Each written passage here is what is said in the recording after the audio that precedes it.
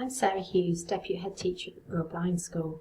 I'm here to tell you what it means to have a visual impairment. So what does it mean to have a visual impairment? Well, firstly, there's visual acuity. Quite simply, this means the ability to see fine detail.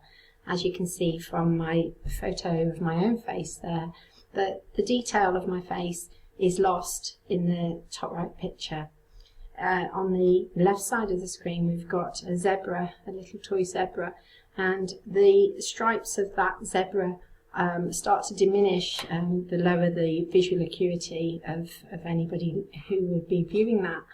And the one in the middle is quite interesting because the number 6, even though the lower image is quite blurred and the detail can't be seen, the number 6, because it is yellow on a black background, can be seen a little bit better than certainly the bells next to it. So what can affect visual acuity? Well, the level of background illumination obviously is important, the contrast of the target against its background, the distance between the eye and the target, and on that last point there, pupils regularly bring an object closer to their face to be able to view it more easily. It's easier to see a black letter on a white background.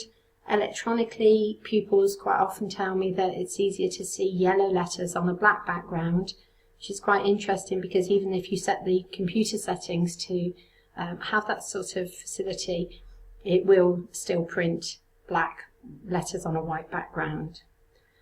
Dark grey letters on a lighter grey background are quite unhelpful.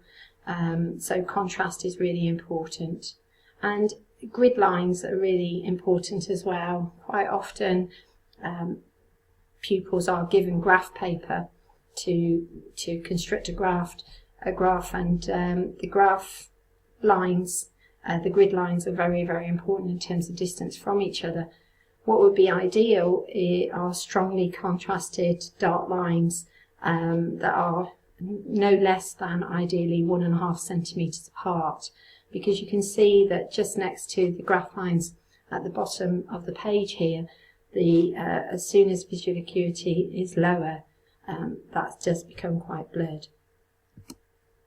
Visual acuity also is important in terms of moving around buildings and mobility and orientation.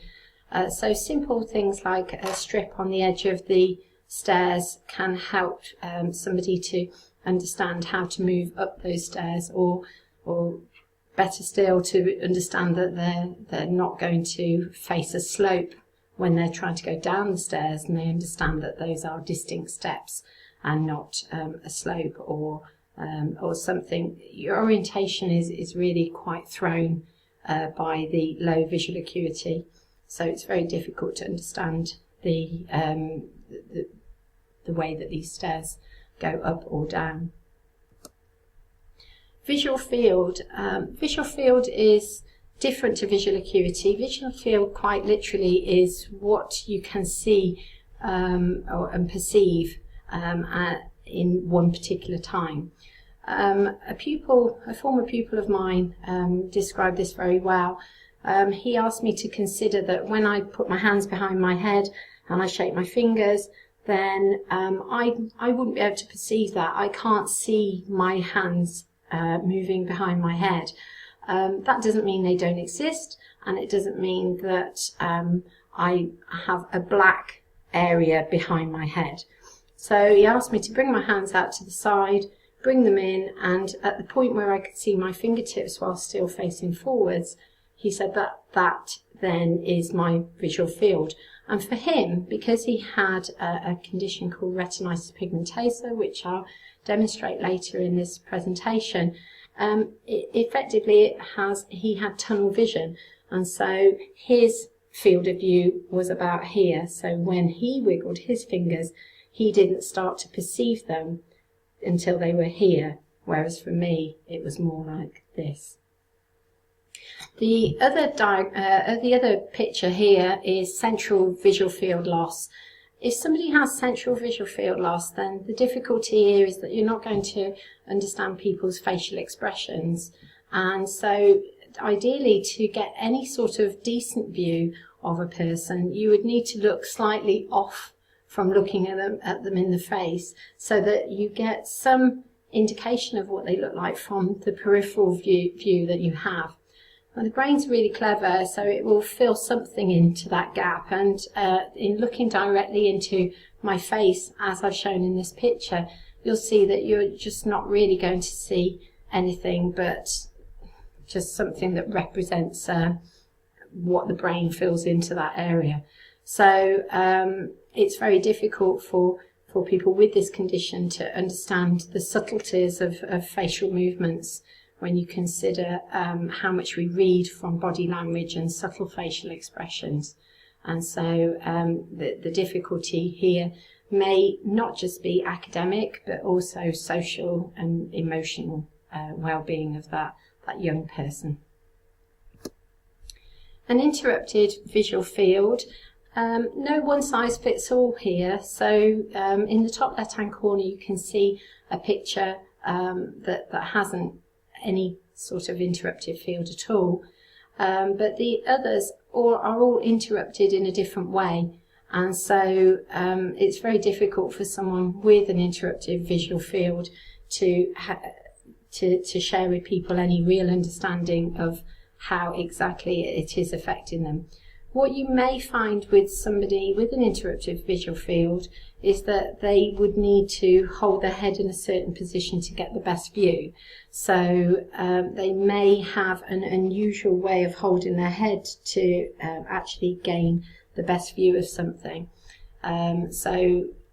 Strategies quite often that young people adopt may be to compromise their best view to make sure that they are appearing, that their body language is appearing appropriate to their peers.